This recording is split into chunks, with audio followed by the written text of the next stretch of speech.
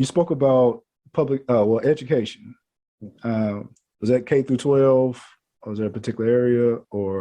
No, K through Okay. 21, 20, K through, 25. You know, like colleges have counseling centers, schools have counselors. I'm saying as far as your experience, my apologies. Well, my experience has Yes. been K through 12. Okay, so thinking about K through 12, I've had some experience in K through 12, and it was mostly in the Louisville area, also Frankfort, Lexington, and I had some experience in Paducah as well. But I know across the board, I saw there was a need for advocacy in many areas. What was some of your experience as far as providing advocacy for some of that population? Well, in the schools, I was a school psychologist. And so many people don't get to the school psychologist. They see their counselors at the building level. They may see someone coming from central office. But as a school psychologist, we are specifically trained to do assessments for special education. And so it's like IQ testing and things like that to identify students that are suspected of having a disability. And so it's very few people see the school psychologist. I would like to change that, of course, because I felt like if we put those resources at the ground level, we would avoid students struggling and needing to be evaluated for having a disability. Many of the students, of course, many students have, disabilities from birth and things like that require special education.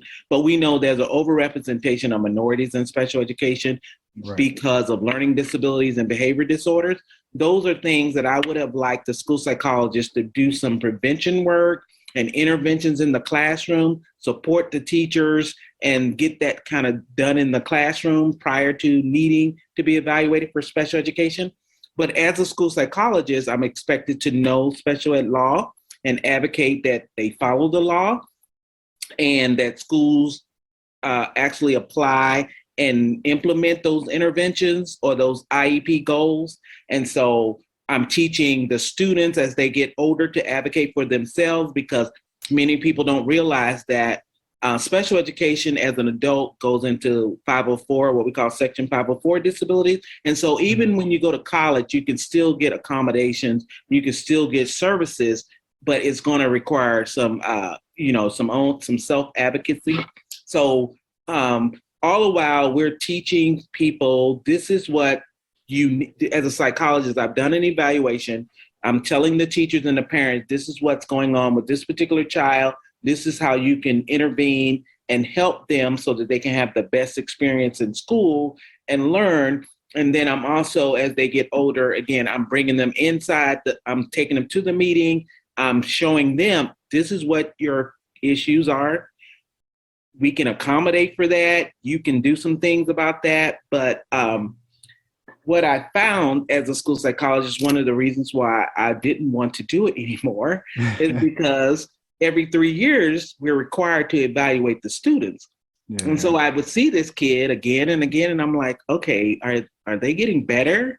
I'm not sure. What are we doing exactly? Are we putting them on a track of success? I'm not sure, because we know that if you study education and you look at the assessments that come out that kind of sort of grade schools and things like that, we know that a third of African American children are on grade level, and we are talking less than 20% of students that are identified with special needs are on grade level.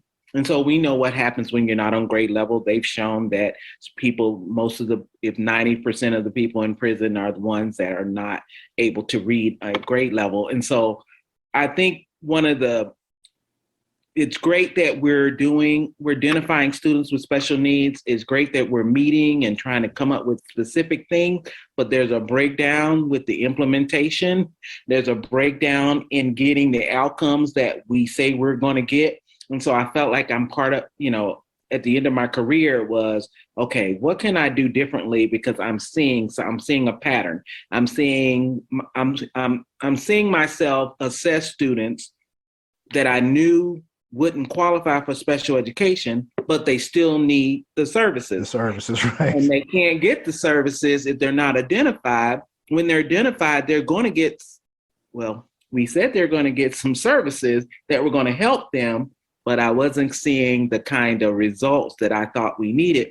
And so what I thought was, okay, we've got to take this thing back to the regular education program and school level and say, a smaller classroom would have helped that kid with ADHD, maybe some assistance in the classroom as opposed to pulling them out into another classroom. And so, the school has a unique position because all kids go to school.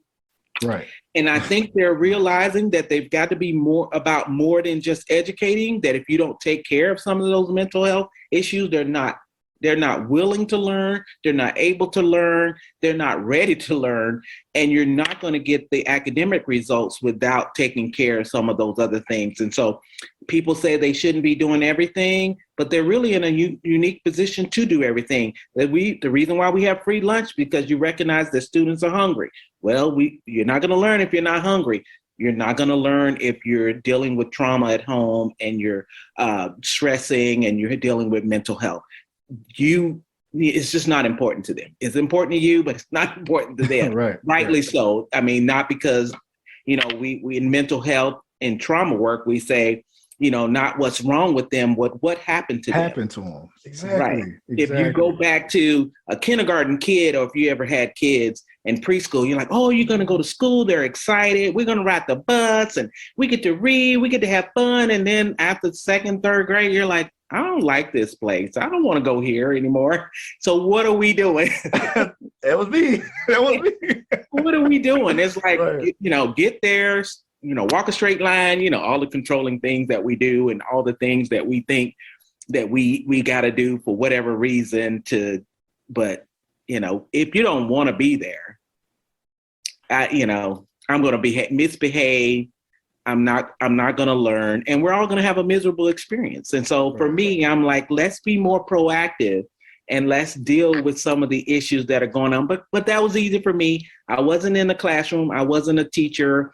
I was somebody that came in and said, this is what the child needs. And it doesn't matter if you can't afford it. It doesn't matter if you don't have time. It doesn't matter. This is still what they need. And that's what I was hired to do. And if they get it or not, is really not, on my back or not. But so oftentimes I felt like it was me against the school because I'm advocating for the child and for the family.